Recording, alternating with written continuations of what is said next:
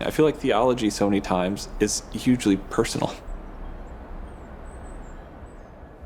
It's not like we all wake up in the morning and think, man, what I really want to do today is outline Christian belief in the most factually accurate manner and present that to the world. Maybe such creatures exist. It's not me. I come from a place and I've seen some stuff and I'm wrestling with it. And theology for me is the space to do that. Why wouldn't you pursue the questions that you have? So often we're afraid to explore or to risk.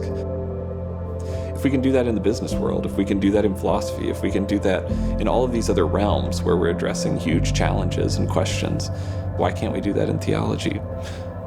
Why can't we talk to scientists? Why can't we talk to philosophers? Why can't we listen to artists? Why can't we listen to people we disagree with? Theology has space for that.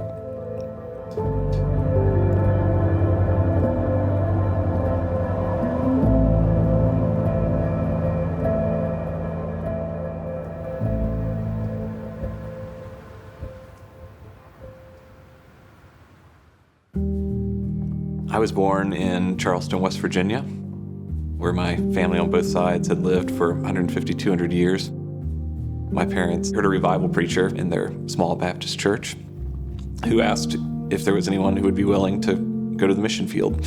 And they felt called by God to do so, and so my dad quit his job. And then we'd moved from West Virginia to Ohio, to Quebec, and then to Port-au-Prince when I was 6, which I thought was wonderful. But it was around that time that things were getting unstable in Haiti. So we moved to Florida then, and then we moved to Michigan. I'd gone to a different school every year until 9th grade, and 2 different schools 2 of those years, including foreign language school, bilingual school, homeschool, public school, private school. So, it was a lot of moves growing up. Living in a number of places shapes the way I think about the world in terms of knowing that there's more out there. Outsiders aren't threatening to me. I've always had questions. If you talk to outsiders or ask questions, the whole world starts to open up. And at the end of college, I felt like I still had questions to address. And I remember reading David Brown's Tradition and Imagination. And I set the book down and looked at Rachel and said, the stuff he's talking about is just blowing my mind. And that's when I decided I'm going to do a PhD in natural theology and the arts.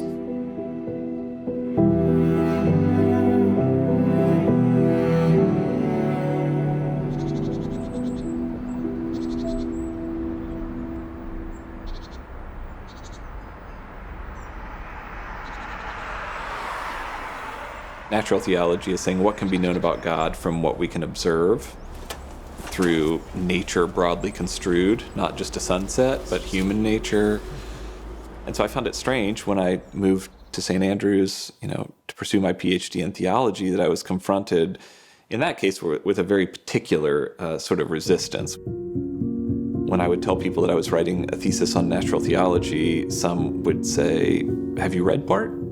Everything he does is motivated by a resistance to natural theology. I just find that initial impulse of that's off limits really odd in a space that we're dealing with the biggest questions that we face. All right, good morning, everyone. Find your seats. Let's get started. Wouldn't we expect that there would be diverging opinions on this? And what's to be lost by having that conversation? I think that in many cases, theology is obsessed with getting it right. And as a result, we're afraid to explore or to risk, whether that's in dialogue with others or just to risk thought, period. Whereas in the arts, the basic question is, what does this mean? Is it the artist's intention? Is it viewer constructed meaning? Things that were very uncomfortable in sort of a seminary context were just the order of the day in the art world. And I felt like I needed that kind of life and openness. I came across an artist named Alphonse Borisevich. He considers himself an icon painter. But he's doing it in a way that many would think is destructive of the tradition.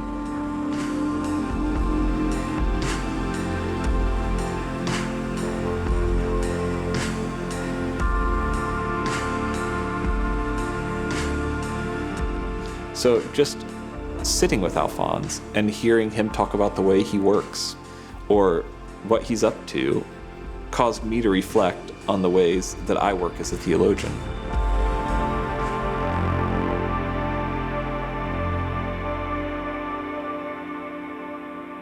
I want to create things, build things, to open up new possibilities writ large.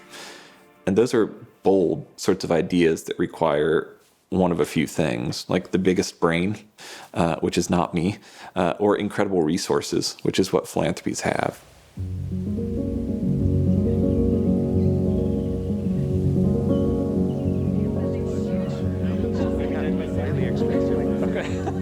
Working for Templeton Religion Trust as a program officer, I've been able to find some of the biggest brains and learn from them and help develop grants that fund their research so that we can pursue these things together.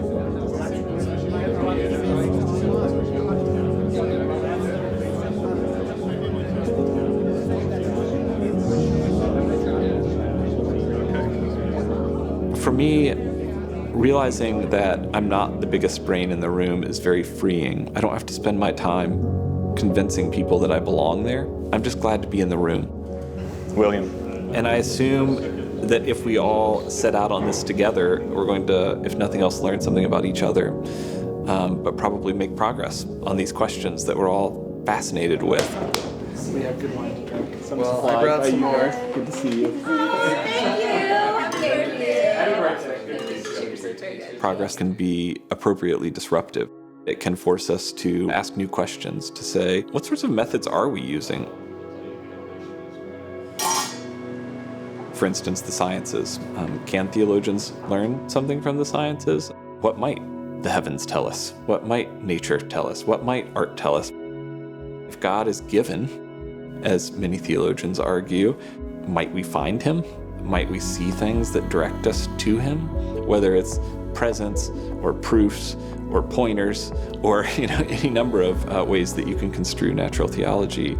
Is there something there that's calling to us? Or is there something authentic about that fundamental impulse? But for me, natural theology, first of all, is not just proofs and arguments for the existence of God, but it's a space that makes room for struggle. And that can be a dark night of the soul.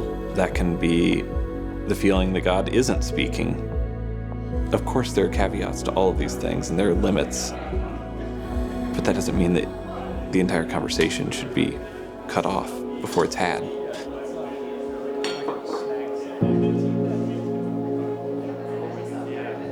I just fail to see the problem with listening and attention and reflection and conversation.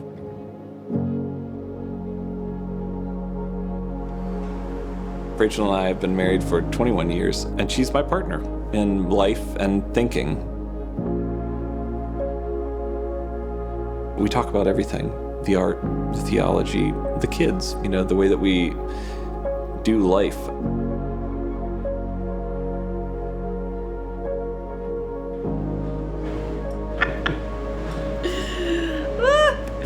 Ooh, yeah. That's real good. Hospitality is a huge part of what Rachel and I do here at home, and what we try to bring from our home to places like Scotland and Belgium and Nassau to welcome people into something. Welcome to our house. Yeah. Come on in and make yourself at home. Thank you. Where friendships can be developed and conversations can be had in a community of trust. I do love these people. I wouldn't be doing any of this if I didn't care about people and about the ideas. It's not just a game for me. I think that kind of patience and attentiveness to others isn't just about caring for people. It's at least that. But it's also the best way to learn about the things that we all care so deeply about.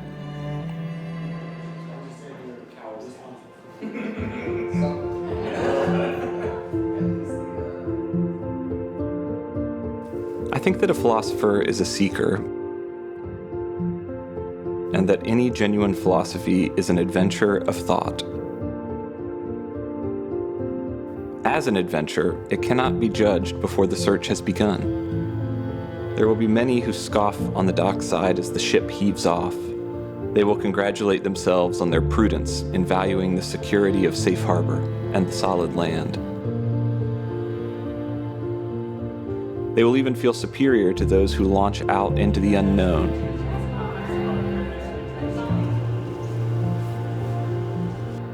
Those who risk their thinking. They feel sure in advance it will come to shipwreck, but perhaps these wise homebodies are the already defeated. How dare you do metaphysics, I am asked. I do dare, but you must also dare if you want an answer to your questions.